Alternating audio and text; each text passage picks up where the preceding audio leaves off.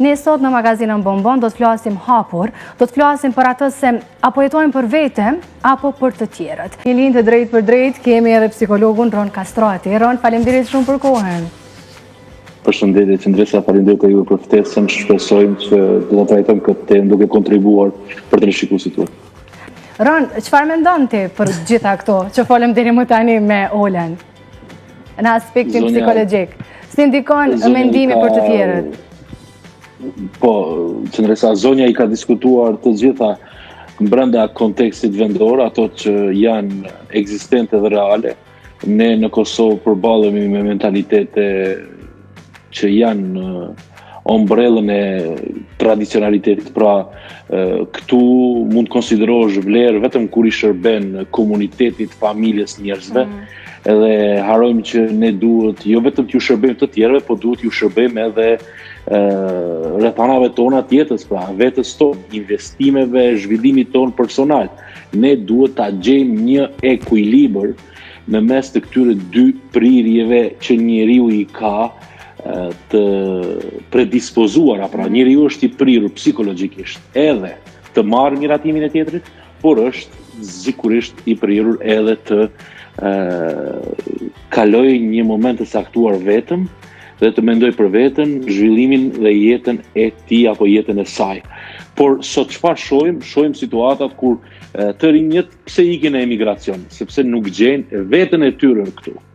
Dhe pse nuk e gjejnë veten e tyre këtu? Sepse të tjerët ja kërkojnë që të sakrifikohen për familjen ose për shoqërinë ose për rrethin dhe të ikin jashtë të punojnë, të angazhohen. Po mirë, ajo është dhënë mundësi të rinjëve që të investojnë për veten e tyre apo të zhvillohen vetë.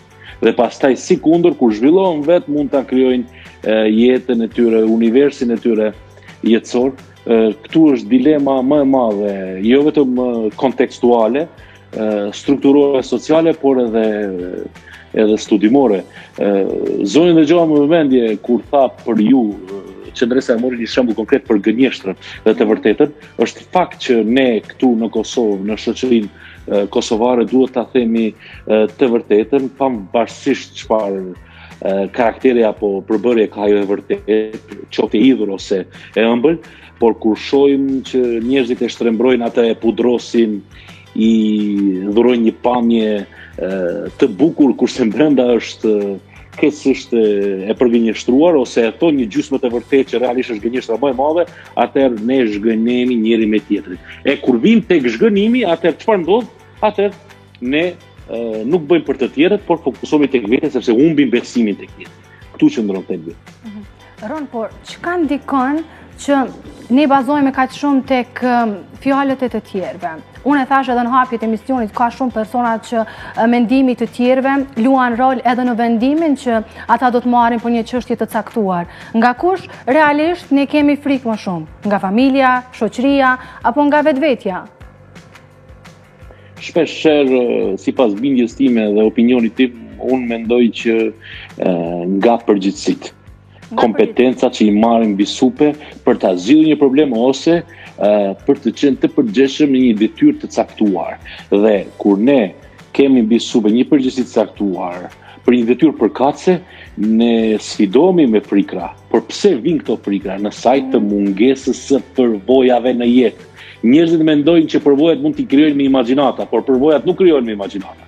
Përvojat krijohen dal nga dal me maturi, gradualitet, duke krijuar lidhje sociale me të tjerët. A i dini ju që në spektrin neurobiologjik të trurit ne kemi nevojë për të tjerët në momentet të caktuara, për njohje, për bashkëpunim, për kompromise, për diskutime, organizime. Dhe pse bën kjo interesante jetën mes shumë përvojash? Sepse duke pasur përvoja, duke njohur të tjerët, duke njohur sferat e caktuara të jetës, ne jemi të gatshëm të gëzojmë kompetenca dhe përgjegjësi për detyrat që na takojnë ose na jipen.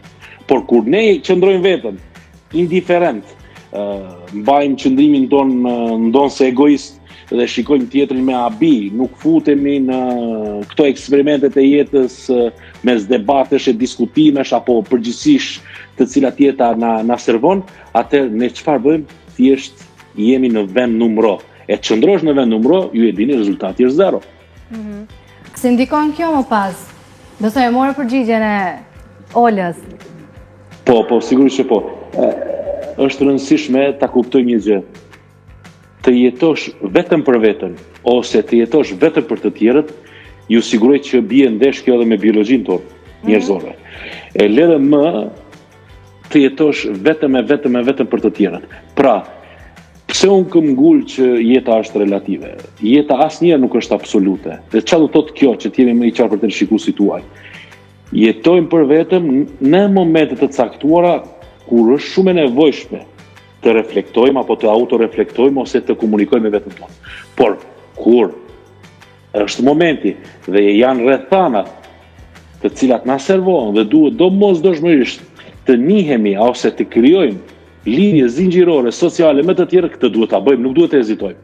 Kjo është arsyeja pse ne shpeshherë përballemi me anktet sociale, se njerëzit nuk gjenerojnë mjaftueshëm përvoja në mjediset sociokulturore ose ku ka shumë turma dhe njerëz. Unë jam kundër kolektivizmit ekstrem, por njëkohësisht jam edhe po ashtu kundër individualizmit ekstrem. Dhe ku duhet të orientohemi ne?